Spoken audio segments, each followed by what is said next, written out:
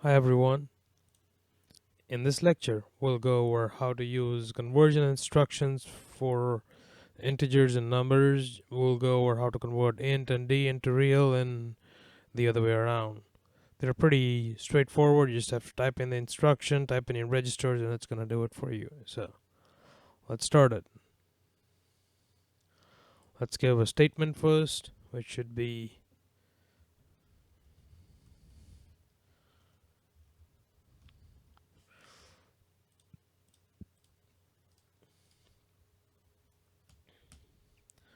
so I'm going to type in int 2.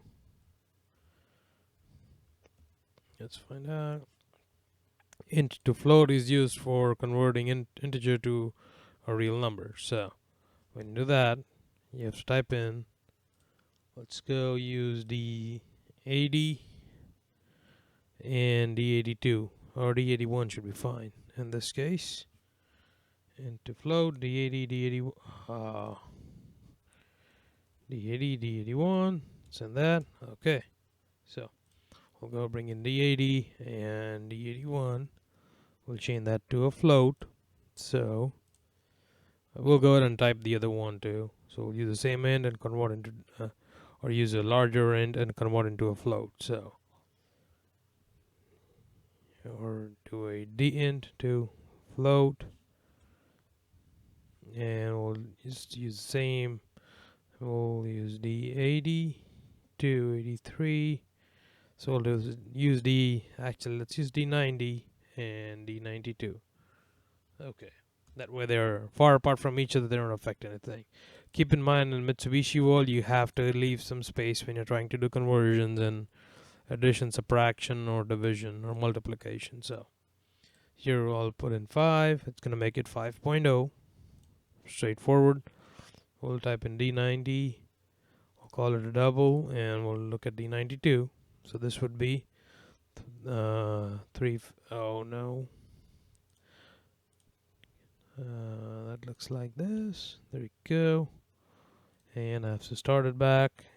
And I'm going to put in 350. It made D92 as 350.1. I have to view this thing as a float. So that's how you would use conversion and convert integer and double integer to float. Now, if I want to do it the other way around, I'm going to say float to integer. We'll use the float in D81 and put in D83. So that's our conversion back. And then we'll use float to double integer. So this would basically convert, let's go D92 and put it in 94. So I mean, that's pretty straightforward. There's nothing here as far as the instruction goes, and that's how it would do it. It does switch a few things over. So if I do 55, that's what it does. Then it just converts it back. So that's all about the conversion instructions in Mitsubishi. And I mean, there are a lot more, but these are the main ones that you would probably use when you're trying to deal with analog values. So all right, I'll see you in the next lecture.